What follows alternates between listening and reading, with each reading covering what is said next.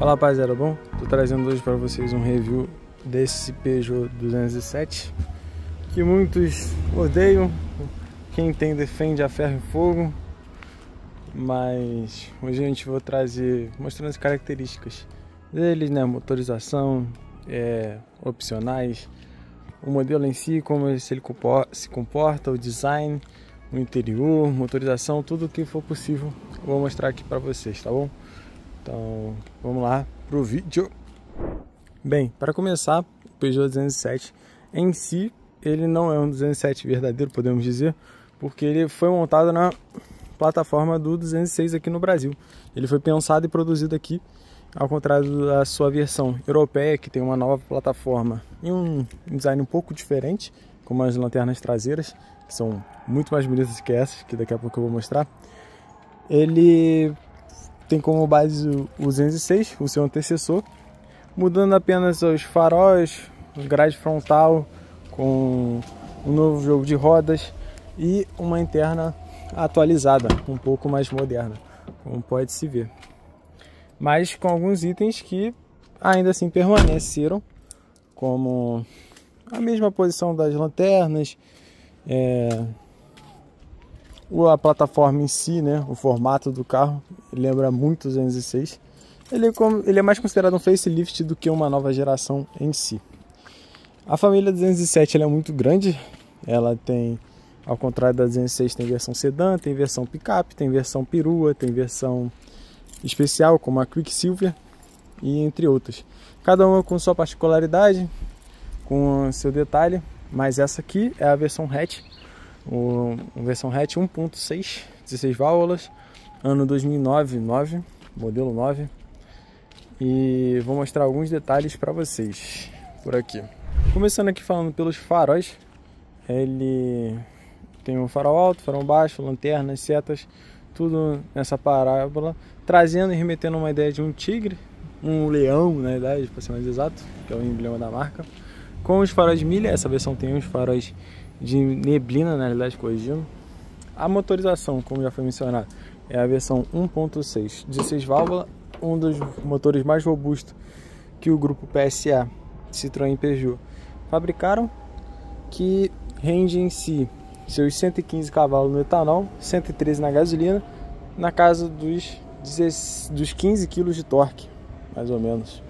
Temos aqui a bomba de direção, bomba hidráulica, que é uma direção dele é hidráulica, não é elétrica e nem mecânica. Na frente temos ainda discos de freios aqui com essa roda raiada, com o perfil 1856015 que temos aqui. Atrás temos disco, na verdade temos freio a tambor, para corrigindo. Ele em si ele tem um visual bem europeu, mais ou menos, talvez dos hatches dessa década, da casa dos 2005 para 2010 até comparado com o seu irmão 206, talvez seja a Peugeot sempre partiu um pouco na frente de visual, sempre foi um pouquinho mais futurística, sempre arriscando um pouco mais com essas coisas exóticas que podemos dizer que eles tentam implementar. Falando um pouco das dimensões do carro, ele tem uma altura de 1,40 m, tem com um comprimento de 3,80 m, com um entre-eixo de 2,40 m.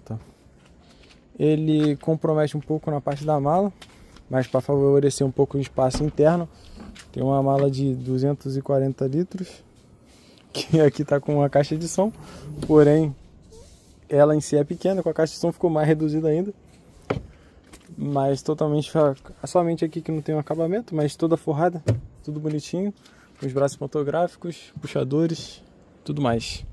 Temos a luz de placa, luz de neblina traseira e os faróis aqui. No interior, ele segue uma linha bem próxima do 206. Essa é a versão 2 portas, então a gente tem uma porta um pouco mais alongada do que a versão 4 portas. Soleira, muito bonita, por sinal. Esses tapetes não são os originais, porém tem aqui citando o 207. Ao entrarmos no 207, eu particularmente acho que é uma das internas mais bonitas dos hatches que tinham nessa época, comparando com o Gol, com o Palio e tudo mais. Acredito que sejam uma das mais completas e mais bonitas. Temos aqui o painel de instrumentos, com velocímetro, gasolina, quanto que tem no combustível, e o... Eita, pô, deixa eu desligar isso aqui. Sensor de temperatura e de velocidade. Aqui temos um ar digital, com função alto, tudo mais, funcionando perfeitamente, muito bom. Esse era o TID, que originalmente ele é aqui em cima, porém quando eu instalei a multimídia, trouxe ele aqui para baixo, que mostra a informação de consumo, data, hora, temperatura e tudo mais. Temos um porta-luva, que não tem rebatimento, tem caída suave, mas porém ele é até suavizado um pouquinho, não cai tão seco, tão feio assim. Totalmente emborrachado, com alguns detalhes, com papel e tudo mais. Muito bem feito. Essa versão em si não tem airbag, que é um pecado, mas infelizmente pelo ano era opcional ainda.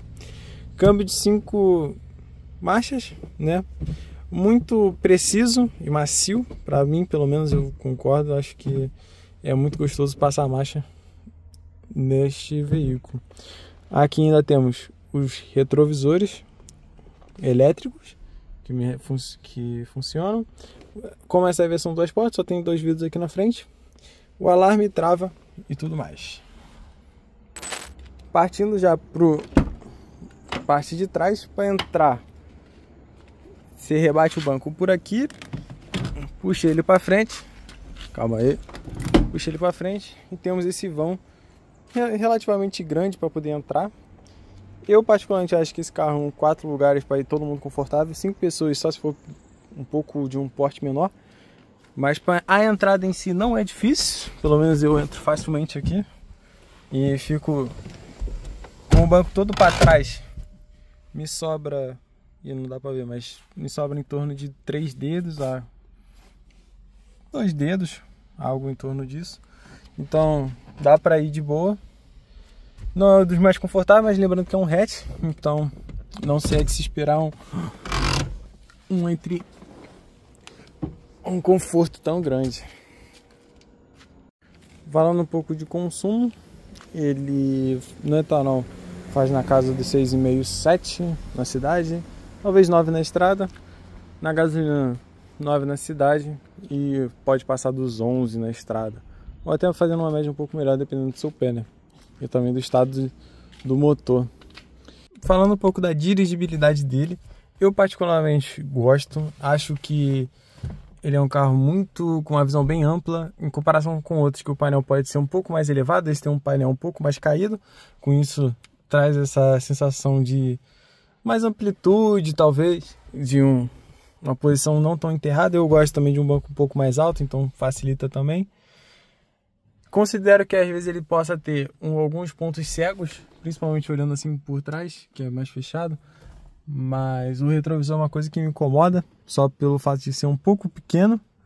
Acho que poderia ter sido um retrovisor maior, ser melhor para isso. Porém, em si, a dirigibilidade dele eu acho excelente. O câmbio, podem achar que ele seja um pouco curto, considerando que em quinta marcha a 100 por hora o motor fica em torno de 3.000 giros, por exemplo. Então talvez uma sexta marcha overdrive seria interessante para esse carro, mas pelo ano, né, tudo bem. Por fim, para poder falar aqui, vamos falar de valores. A tabela Philippe, como nosso querido amigo Shannon falaria, está em torno de 18.500, essa aqui é a versão, podendo a preço do mercado, dependendo da condição e versão dele, variar entre 14 a 23 mil mais ou menos. Nunca pegue a versão automática desse carro, é melhor evitar, né? Só se você souber muito bem o que você está fazendo, mas se não, mano, melhor evitar. Pega o câmbio manual, que não tem dor de cabeça e nem nada. Espero que vocês tenham gostado desse review. Até mais, valeu, falou, deixa o like, show, tamo junto!